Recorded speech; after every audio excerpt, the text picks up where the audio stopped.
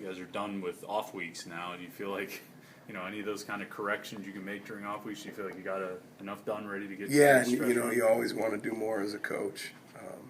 There's always more details to cover. But I thought Coach Chris had a great plan going into the off week about just developing our guys and continuing to coach the details. We got a long way to go, but we got a lot of time as far as games now to continue to grow.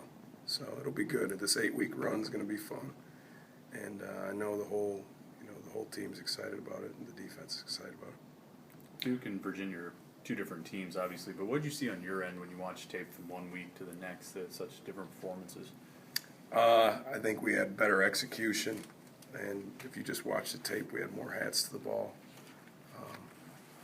I thought the guys were relentless, and it was an example of there was still a lot of stuff to clean up, just like there is in every game, but it was an example of if you play hard and you leverage the ball, good things happen. Is Virginia Tech more like Virginia or more like Duke? I'd say they're more towards like Duke. Mm-hmm. I'd say they're more like Duke. Now they have they're similar to Virginia in that they're multiple. I mean, both teams, the last two opponents have given us the max load of shifts, motions, formations. Virginia Tech, I think they do a good job of, like I said, they give you a ton of different formations, and they'll give you 2-back runs, they'll give you gun runs, so they. It's a gun run. Quarterback in the gun. Oh, okay. All the gun run stuff. I think they do a good job, and they're real multiple. So it'll be a good test. What makes Thomas special? I mean, he's big, but does he resemble anybody you've played or will play? He's big. When he gets hot, he's as good as anybody. And he's got a strong arm. He can make all the throws. There's a third down where he's on the left hash, and he probably throws the ball. He throws the ball across the field on a line, So he has all the tools, and I think he plays in front of a very good offensive line, too. Is there any differences about him or about any of the other personnel that you remember from the game last year, just from what you've seen on film of them this year? I think their unit as a group has improved.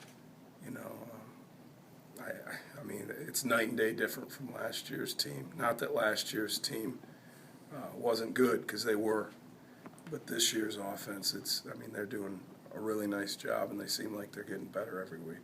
From the video you've watched, what have you seen of Thomas's accuracy this season? He was hot as heck the last 2 games. And they're doing a great job of putting stress on the defense by multiple formations, and I think he's definitely improved over last year. He's a really good quarterback. At the same time, is there anything to take away from him? Last year you guys picked him off 3 times. Is there anything to take away from that you can try and repeat on Saturday? Sam, every game's different. Every year's different. The team's different this year to last year. Certainly, it's good. You have a certain level of confidence that you had some success as a player against them, but it really, other than that, it's a new game, new year, and it's a new offensive coordinator, new offense.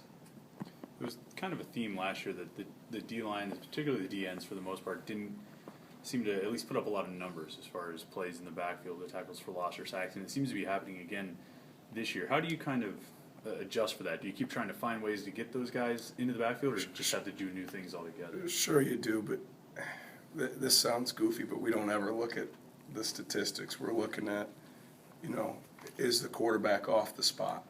Because if the quarterback's off the spot, if he's moving around in the pocket, then 9 times out of 10, the defensive line as a group has done a good job. All right, and we're constantly, Coach Palermo, Coach Noakes, myself, we're constantly looking at ways to affect the quarterback, but it's not one position in particular. Have you seen that happen? Have you seen, like what you talk about, the stuff that might not show up in the stat sheet?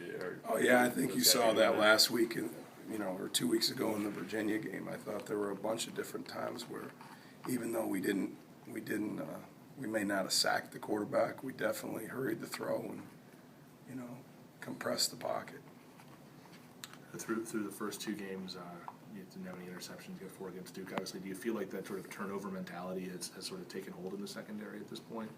I don't know, we'll see going forward. You know, certainly, anytime you can steal possessions, it's huge. And it made a tremendous difference. As bad as we played in that Duke game, we were able to steal possessions and score on defense, which, I mean, that's huge, you know. And really, even in the Virginia game, I mean, if you get a 4th down stop, that's as good as a turnover.